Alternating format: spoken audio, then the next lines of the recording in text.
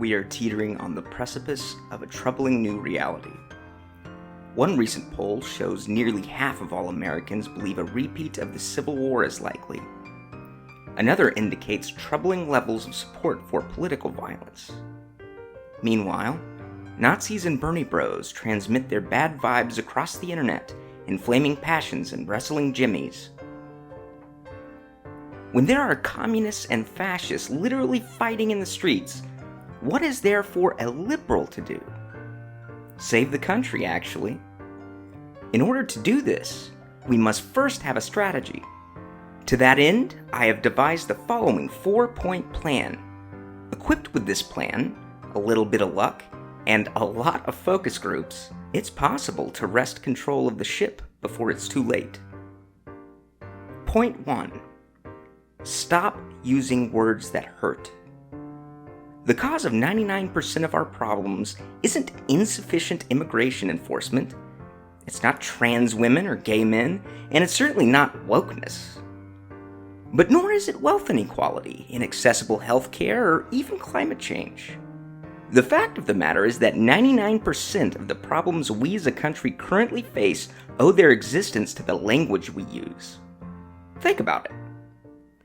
If you call undocumented immigrants illegals, you dehumanize them. ¿Dónde está la biblioteca? Hey, illegal.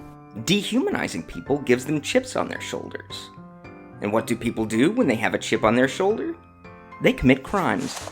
Thus begins a cycle of generational trauma that only the most skilled human resources manager has a shot at fixing. This doesn't only apply to undocumented immigrants, though, and it's not just right-wingers who engage in this behavior. As in every other area of politics, both sides are equally to blame. Take the otherwise unsullied girl boss Hillary Clinton, who famously called supporters of the game show president deplorables, thus sealing her electoral fate. This label so saddened voters that many began to feel unworthy of a Clinton presidency. In an act of symbolic self-flagellation, enough of them cast their vote for the other guy to swing the election.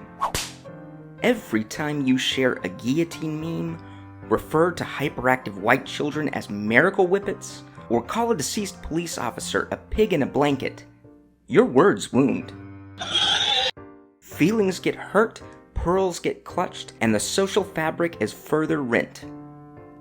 Why do we utter such things then, when experience and history both teach us that hurt people hurt people? Because we have forgotten that we live in a society. The next time you find yourself protesting the death of yet another unarmed black man at the hands of police, ask yourself if this was not the logical endpoint of all your humiliating bacon jokes. The answer may surprise you.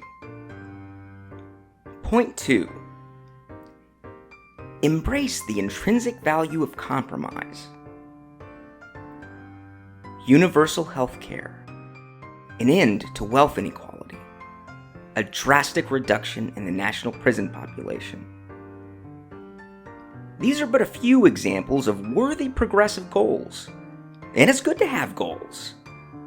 What would be the point of a life without goals? But it's worth asking ourselves, is actually pursuing the goals in the real world a good idea? I'm not so sure. Let's take a real-world example. I have long had a goal of my own, which is Hillary Clinton and Susan Collins at the same time, with Bill sitting in the corner watching. Oh, Hillary. Sit on my face. How you doing over there? I've come 5 times. Susan, put your head on the table. Bill, can you help me out with this? I want to focus on my natural impulses and get back to work. No worries. Anytime I need inspiration or motivation, all I have to do is meditate on this goal and boom, there I find it. But I am under no illusions as to what meeting this goal would mean. Kidnapping charges for one. But what if it's a fully consensual sexual encounter? That'd be fine, wouldn't it? Therein lies the lesson. Sexual goals, like political goals, must be achieved in earnest and with full bipartisan support. Otherwise, they're worthless. This may seem like a strong statement. If you're on either of the far ends of the political spectrum, it may even sound downright counterintuitive. But you see, the goals are not actually our goals. If you're a liberal like me, you understand the one truth central to our governing philosophy. The process by which we achieve a goal is itself the goal. Let me return to the previous analogy. When I'm making sweet love to Susan and Hillary, my aim is not mere climax. I can achieve that with one of the partners I already have. No. My goal is the exploration of every peak and valley of these elder stateswomen's mature yet still supple bodies. Wow. In politics, as in lovemaking, the process is the product.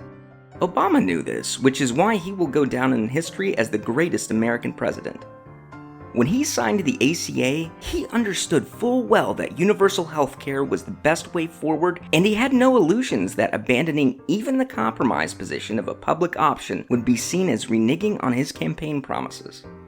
However, he also knew that ramming through even the most pathetic legislation without bipartisan support would likely backfire and drive spurned Republicans to go scorched earth and flout norms as soon as they were back in power.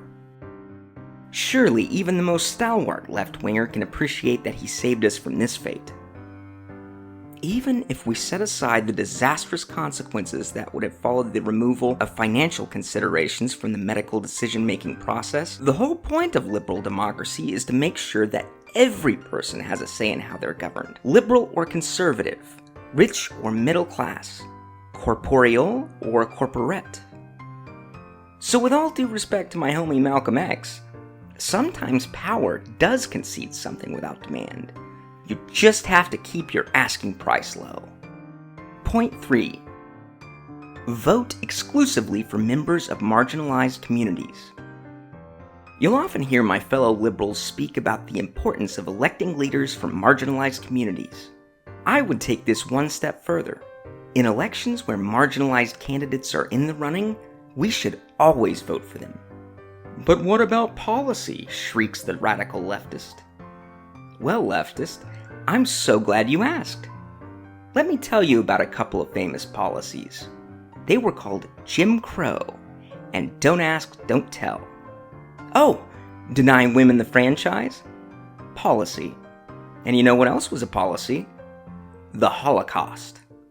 Policies have been tried time and again, policies have failed. What we need are symbols, representations of hope, change, and that perennial American quality, the hope for change. Who better to embody hope for change than someone who has the most reason to hope for change? Look, Ronald Reagan's social Darwinist policies may not have been everyone's cup of tea, but his sweetly confused grandpa image, can-do attitude, and surfeit of horse sense clearly was. Symbols trump policy any day of the week. Thus, it is crucial that we as liberals rally behind those leaders who most clearly embody our vaguest and most general ambitions. Point 4. Above all, be civil. For the past 2 years, my youngest has been attending school with little Ilsa and Carl Otto Hawley. Does that last name sound familiar? If it does, it may be because you've heard of their father, Josh Hawley, the freshman senator from Missouri. But let me stop you right there. Whatever you may think of the senator, his kids are the sweetest, most polite little youngsters you could ever hope to meet. And the senator himself? An excellent dinner guest, believe it or not. Now, do Hawley and I agree on everything? Not by a long shot. I'm an LGBTQIA+ ally, whereas Hawley famously wants to consign them all to second-class citizenship. I want women to have double the rights of men, if anything, whereas Hawley is actively working to take the rights they do have away. Then there's the most controversial thing about Hawley, which is the fact that he's not too crazy about this whole democracy thing. Alas, we all have our foibles. But you know what both of us are crazy about? Interpersonal civility. You could say we're downright maniacal about it. and boy does that common ground sprout some beautiful flowers. Fact. In person, you would never know he held any of the beliefs he's famous for. He doesn't break into a smirk or roll his eyes when I throw my tofu steak on the grill at our private school's annual barbecue. He lets his German Shepherd Heinrich share the house with him and his family, rather than tying him to a stake and hoping for the best. But perhaps most poignantly, whenever my obviously gay son makes an appearance, Josh doesn't ignore him, berate him, mockingly repeat his words back to him with an exaggerated lisp, or drag him behind his truck. Instead, he speaks to him warmly and amicably, as if he's just another one of the straights. Hi. Now, we don't agree on much. Heck, you might even say he and his values are a direct threat to my way of life. But we can still break bread together and enjoy one another's company once a year in a controlled setting. Perhaps there is a lesson for us in that, America.